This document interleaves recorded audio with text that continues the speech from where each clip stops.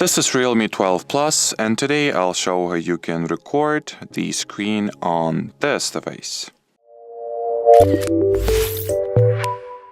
So before I show you how to actually record the screen, let me quickly reveal where you should be looking for the screen recorder settings and properties.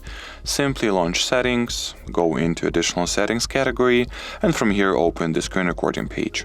Here is the full list of preferences and settings you can change, ranging from sound or picture preferences up to some more specialized options such as recording simultaneously recording your screen and video from your front camera if you want to show yourself. Also you can show or hide touches and so on. Now, in order to actually record the screen, open your control panel, find the screen record shortcut or icon, screen recording, here it is. Tap on it. Now this little shortcut appears, so tap over here to start the screen recording. If you would like to pause it, press here.